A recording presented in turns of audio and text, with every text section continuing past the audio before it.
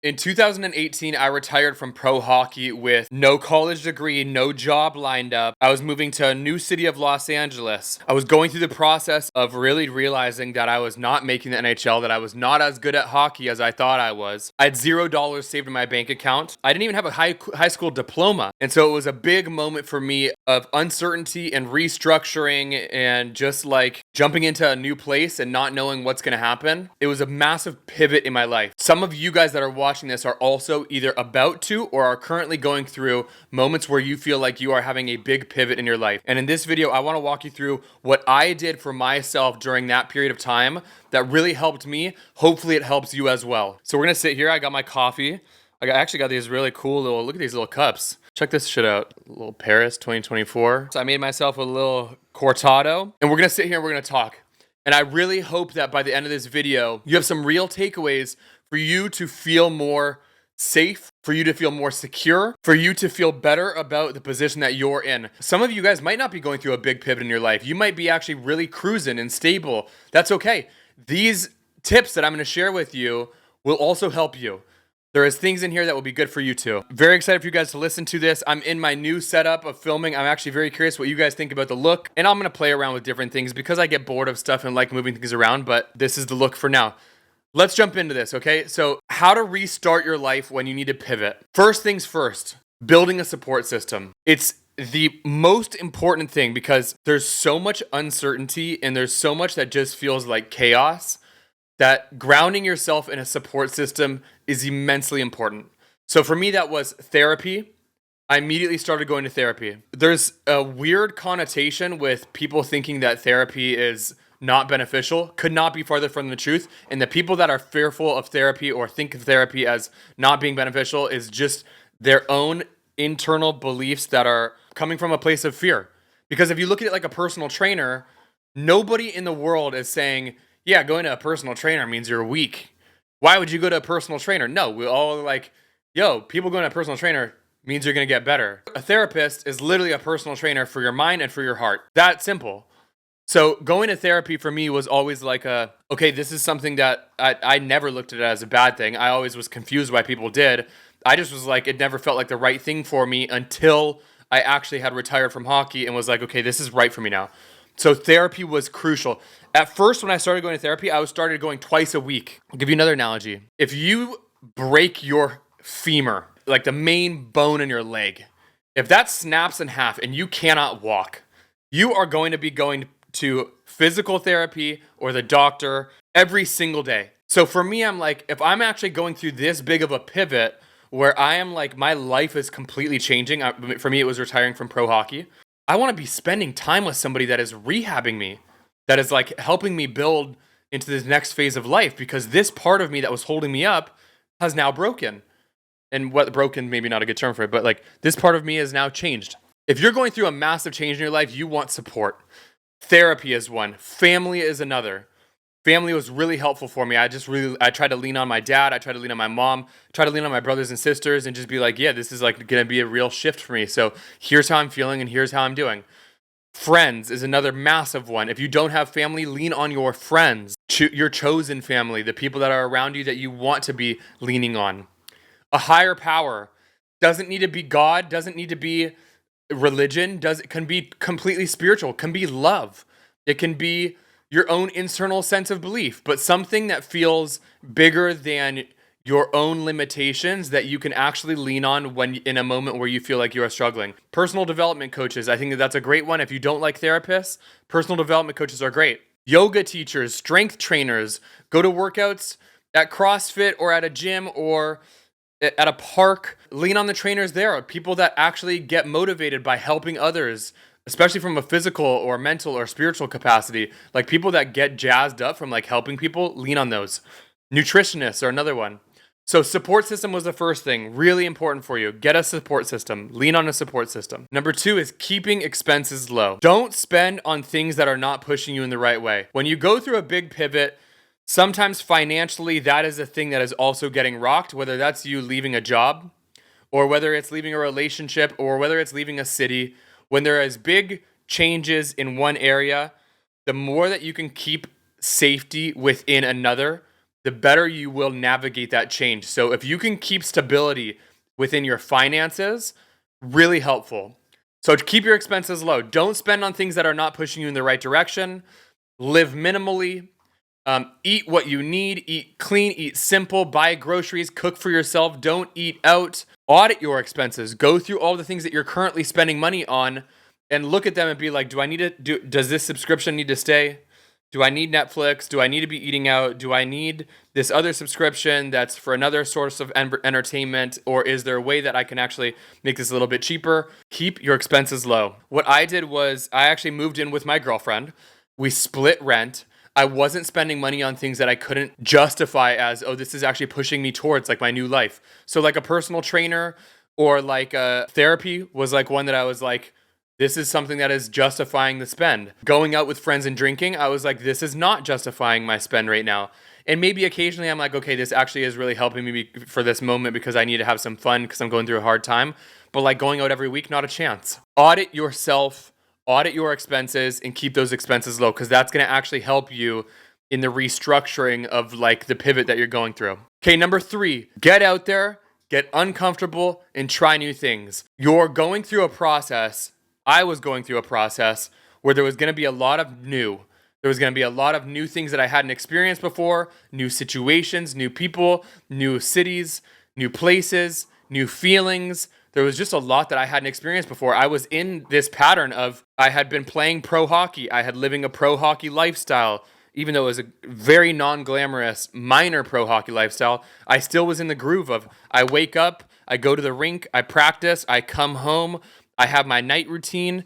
I know my travel schedule. Like there was just such a routine and patterns that I was doing that now that I'm in a new lifestyle and I've pivoted, I have to expect that things are going to be uncomfortable.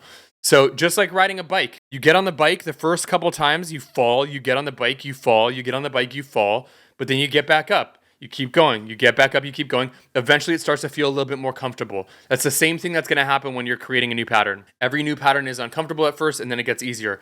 So get uncomfortable and try things. Try new classes. Go to workshops. Go to meetups. Take an internship. Watch things on YouTube. Listen to podcasts. Volunteer at an event. Try new things. Put yourself out there trying new things. What I did was I tried a podcast myself. I tried baking.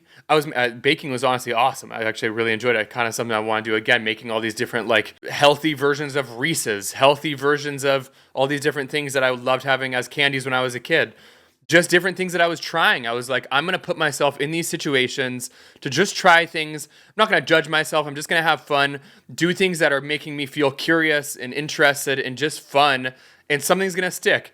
So I tried new classes, I tried workshops, I tried meetups, I took an internship, I watched videos on YouTube, I listened to podcasts, I did roller hockey, I did coaching, I did acting, I did event production, and all of those things helped me get a little bit more clear on what I wanted to do. And they got me closer and closer to realizing, okay, what I actually really enjoy is I love content, I love business, and I actually really love helping people. And if I can mix those things and do a business out of those, that's what I want to do. So that got me to doing content strategy and doing things like this that I'm doing today. Get uncomfortable and try things. Okay, the next one. Work harder than most will. The reason for that is developing skills is uncomfortable. When you are developing new skills, it's really not a comfortable and easy process. You're going to fall down. You're going to have to get up. You're going to make mistakes. You're going to have to learn from them. A lot of people don't want to go through that process of uncomfort. So what they end up doing is they make this big plan, they make this big goal, they put in work for a day, they face that uncomfort, and then they bail. And it's really unfortunate because so many people have a very large goal for themselves that they actually want to do, and they even know I want to do this, but they're not willing to put in the actual work that is uncomfort and needed to be sustained for those goals to come to life. So what I'm saying is work harder than most people will. Show up consistently. Be willing to face that uncomfort, because if you really do, it's the same, like literally same thing as riding a bike. If you really do show up, fall, get back up, show up again, fall, learn from it, like you will figure it out. You give yourself such a great chance at figuring it out. When I left hockey, I said to myself, something that I realized while I was playing hockey was a lot of the people that just showed up every day and shot pucks, a lot of people that showed up every day and put in work in the gym, or showed up every day and worked with the coach and were like, hey, I want to get better at faceoffs. Can you go on the ice early with me and drop pucks so I can get better at faceoffs? A lot of those people started the year at one player and finished the year a completely different player. And by year 3 of doing that, they were like one of the best in the category that they were trying to improve in. So what I realized was, okay, a lot of this is like showing up and putting the work in. So when I retired from hockey, I was like, the next thing that I do, I'm going to show up and I'm going to work so fucking hard, and I'm going to continue bettering my skills and improving, and I'm not going to get discouraged, and I'm going to willingly face the uncomfort, and I'm just going to know that uncomfort is just uncomfort. It's not a bad thing. It's not an indication of me not doing the things right or not being good enough at it. It's just uncomfort. I'm learning a new thing. So if you're willing to show up, work hard, and outwork a lot of people that won't put in those hours, you will get places that you will be blown away that you are now at. So work harder than most will. I'm really enjoying this. I'm going to take a sip of coffee because I'm on a rant here. This is one take so far. Number 5. Share your vision in your current situation. One of the most impactful things for me when I retired from pro sports and got into a line of work that I had no business getting into, a line of work that I had no reputation in, was sharing where I was currently at and what I wanted to do. So I went on social media. At this point, it was Snapchat, it was Instagram stories, it was Twitter. And I was like, this is what I want to do. I want to start doing more social media. I really like content. I'm really intrigued with influencers and how people are able to document their life and build an audience. I'm really struggling with the journey of retiring from pro hockey. I'm having days where I'm really anxious. It's really hard right now. I'm going to therapy, but I just want to tell you guys, this is what I want to do. I'm really interested in this. If you've been following me for hockey and you have appreciated anything that I've posted, I would love for you to just give me your support. Spend a little bit of time watching what I'm doing and just give me support. It might feel a little weird for you with you seeing me no longer being a hockey player and trying out this new stuff. Just be patient with me. Just be patient with me. Give me a little bit of time. I feel like I can be good at this. And so if you can just bear with me on this, there might be something here for you that you guys might actually enjoy. That was what I did. And the amount of people that stuck around with me from hockey to me being a business person was beyond the belief that I initially had. I surprised myself. I was like, wait, people actually really are interested in the transition of me being this hockey player into what I'm going to do next. The underdog of most hockey players are not going to jump into some marketing for sure. Most hockey players are just going to stick around and do coaching or do something within hockey. Somebody completely leaving that field and doing something completely different and betting on themselves.